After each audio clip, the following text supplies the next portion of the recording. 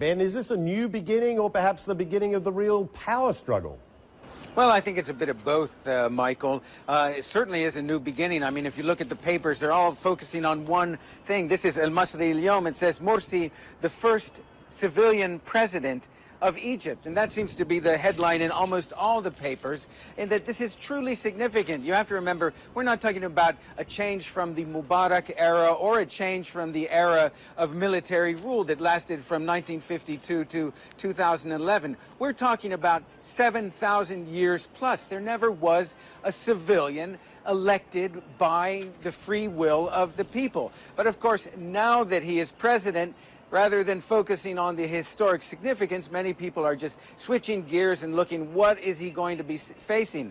And what's interesting, Michael, is that he's already distancing himself from the Muslim Brotherhood and its political wing, the Freedom and Justice Party. He's resigned from both of them, and I think he's well aware that only 25% of the Egyptian electorate actually voted for him. It was only a 50% turnout. So he's trying to present himself, as he said in that speech last night, his first speech as the president-elect, that he's going to be the president of all Egyptians. And many Egyptians are aware that his connection with the Muslim Brotherhood is something of a liability. This is what one person told us this morning. Dr. Morsi should work on changing perceptions about Islamists. They performed really badly in Parliament. They appeared as if they wanted to take over all powers in the country. He needs to be a president for all Egyptians. And what you do notice driving around Cairo, walking around Cairo today, is a great sense of relief, even among those people who were opposed to Mohamed Morsi or were supporting Ahmed Shafiq or didn't like either of them. There is a feeling that now that this particular drama is over, people are breathing a sigh of relief. There are many people out in the streets, and many people are saying, even though I didn't want Mohamed Morsi, I'm glad we've settled this thing once and for all, and we can move on to the next political crisis.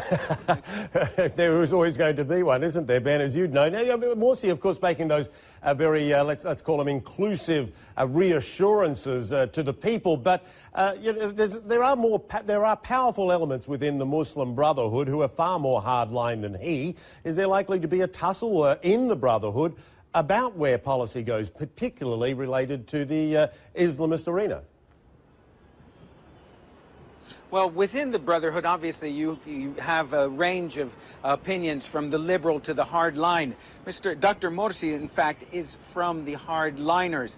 You may recall that originally the Muslim Brotherhood put out Khairat al-Shatir as the presidential candidate, and he was disqualified because of his criminal record, which actually was really just a political prosecution under the Mubarak regime. He is considered, Khairat al-Shatir, the real strong man within the Muslim Brotherhood, and many people fear that he could be the real power behind Mohamed Morsi. They're also looking at Mohamed Badia, who's the Murshid, or the spiritual guide of the Muslim Brotherhood, because within the Brotherhood you are supposed to swear your allegiance to the Murshid.